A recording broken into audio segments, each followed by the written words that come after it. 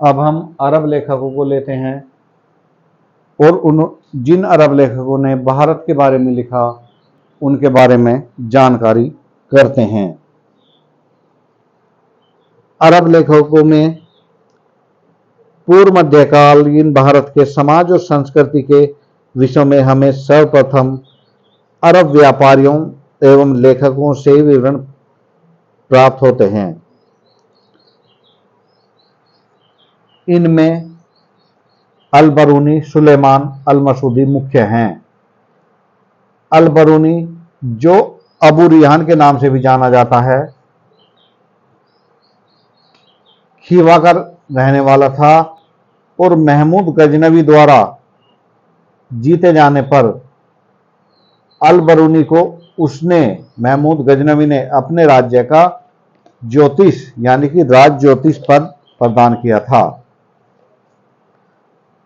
बाद में महमूद के साथ अल-बरूनी भारत आया और उसने अपनी पुस्तक किताबुल हिंद में, जिसे तहकीक हिंद के नाम से भी जाना जाता है, में भारत के बारे में काफी कुछ लिखा। इस पुस्तक में राजनीतिक जीवन के बारे में तो बहुत कम मिलता है या नहीं के बराबर है, परंतु सामाजिक जीवन के बारे में अल-बरूनी ने बहुत अधिक लिखा है।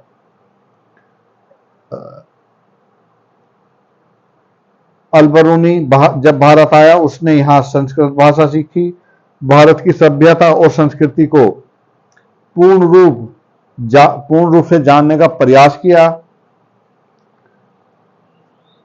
उसने अपने ग्रंथ तहकीकुल हिंद में भारत का बहुत तर्कसंगत और पूर्ण विवरण लिखा है। उसके वर्णन में धार्मिक पक्षपात बिल्कुल नहीं है। उसने बड़े धैर्य से भारतीय समाज और संस्कृति को जानने का प्रयत्न किया, परंतु उसके वर्णन के दो प्रमुख दोष हैं। पहला दोष यह है कि उसने अपने वर्णन में भारत की राजनीतिक दशा के विषय में कुछ भी नहीं लिखा, और दूसरा ये कि उसका वर्णन मुख्य रूप से उपलब्ध भारतीय साहित्य था। उसने निजी अनुभव के आधार पर कुछ नहीं लिखा।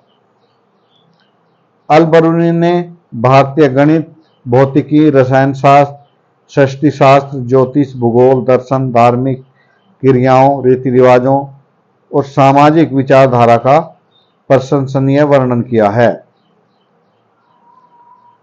9वीं शताब्दी में भारत आने वाला अरबी यात्री सुलेमान प्रतिहार और पाल शासकों के समय में भारत आया था और उसने आर्थिक, राजनीतिक और सामाजिक दशा का वर्णन किया है। 915-16 में भारत की यात्रा करने वाला बगदाद का यात्री अल-मसूदी राष्ट्रकूट एवं प्रतिहार शासकों के विषय में जानकारी देता है।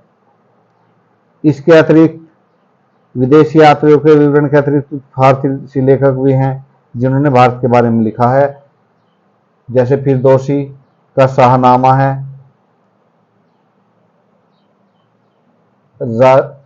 रशीदुद्दीन का जमीयत-उल-तवारीख, और आने वाले समय में सल्तनत काल में और मुगल काल में भी अनेक पुस्तकें लिखी गई, जिससे कि हमें उस समय के बारे में जानकारी प्राप्त होती है, यानी कि प्राचीन भारत के, क्योंकि मुगल बादशाहों ने भी भारत का इतिहास लिखवाया था।